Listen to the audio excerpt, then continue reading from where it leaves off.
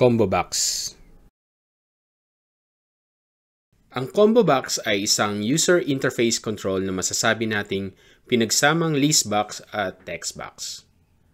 Ito ay makakapagbigay ng flexibility dahil inaalaw nito ang ating mga users na makapag-select sa drop-down list o di kaya mag-enter ng kanilang custom value directly dun sa ating combo box button.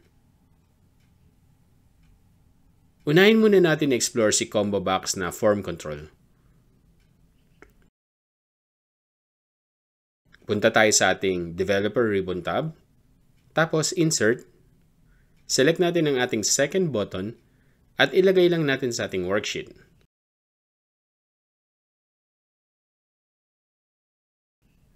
Right-click natin at iselect natin ang Format Control. Punta tayo sa ating Size tab at makikita natin na dito natin pwede i-adjust ang ating height and width para sa size and scale nito.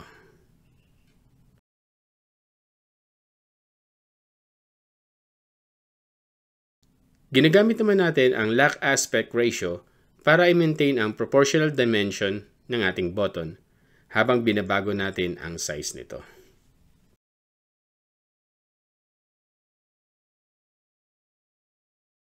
Punta naman tayo sa ating protection.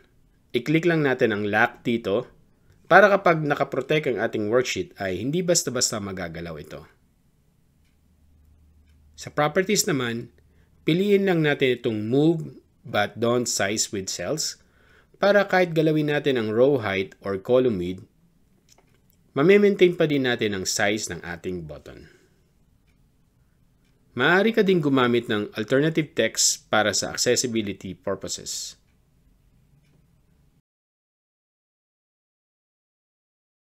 And lastly, sa control, dito mo pwede iset up ang iyong drop-down list. Sa input range, iselect lang natin ang gusto natin maging selection sa ating list. Sa cell link naman, i-display nito ang index number ng iyong selection.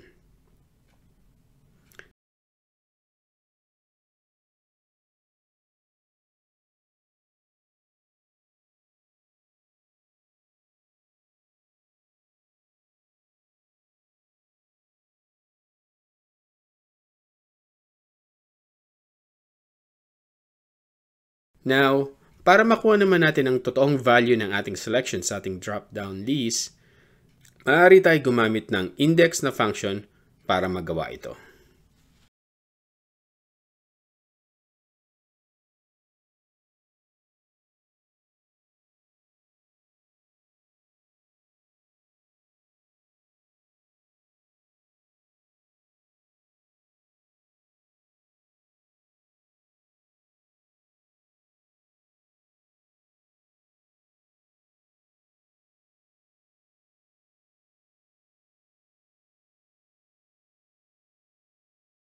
Ngayon naman, ilagay natin ang ActiveX control na combo box.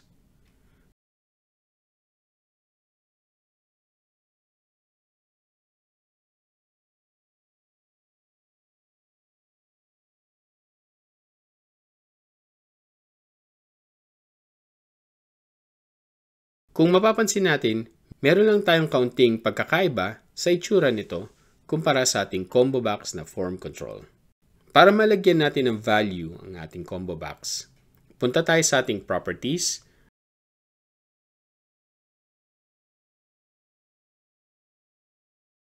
at hanapin natin ang ating list field range.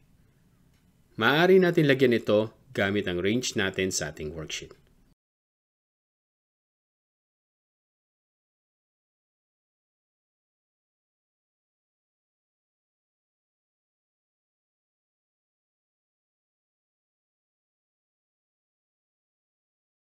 Maaari din tayong gumamit ng name range para magawa ito.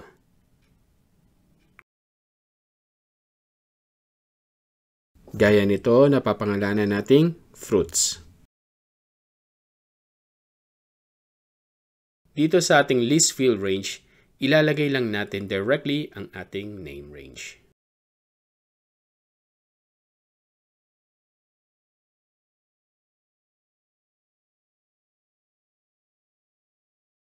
Kung i-compare naman natin kung paano natin gagamitin ang dalawang buttons, mapapansin natin ang ating form control ay parang list box lang siya.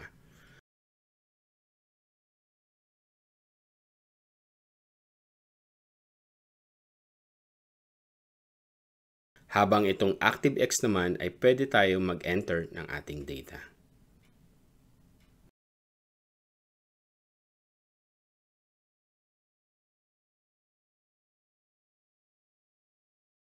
Now, kung gusto natin palitan ang settings ng ating button, palitan natin ang style, from drop-down combo to drop-down list. Makikita na natin na wala na ang ating option para makapag-type sa ating combo box.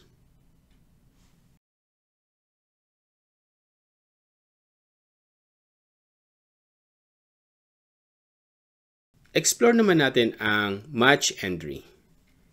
Kapag naka-match entry first letter, ay automatic na isa-select ng buong word once ma-select natin ang tamang letter nito.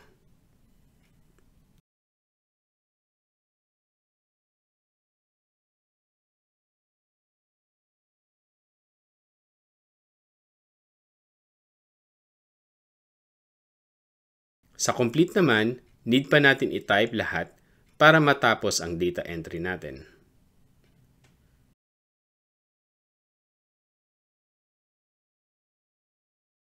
Isa din sa magandang gamitin ay ang show drop button when. By default, ito ay nakaset sa always. Now, tingnan natin maigi ang ating drop button pag pinalitan natin siya as never.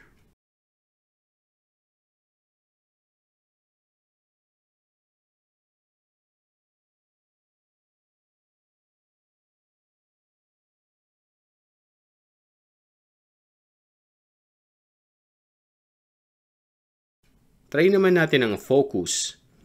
Dito, makikita natin ang drop button ay naka-display pa din hanggang naka-select tayo sa ating combo box.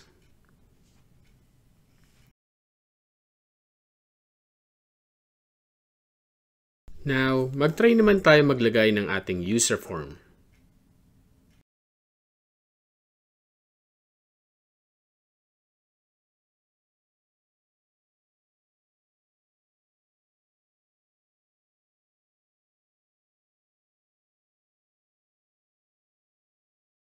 Mag-insert tayo ng ating combo box.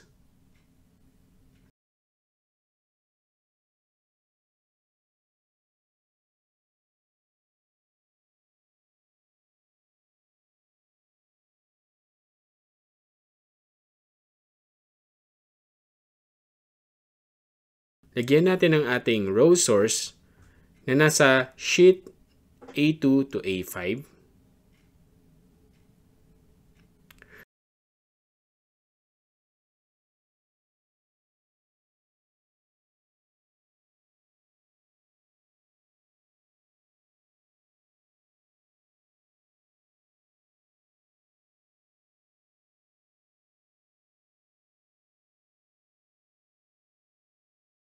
Tapos, mag-insert tayo ng command button.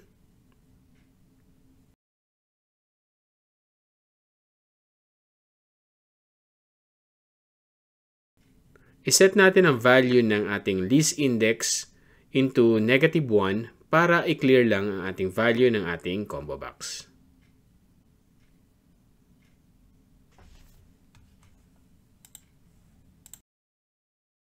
Para naman sa inyong kaalaman, ang mga pinakamadalas na gamitin na properties ng combo box ay list field range, link cell, value, list rows, match required, style, column count, column widths, bound column, control type text, at ang pinaka-importante ay ang name.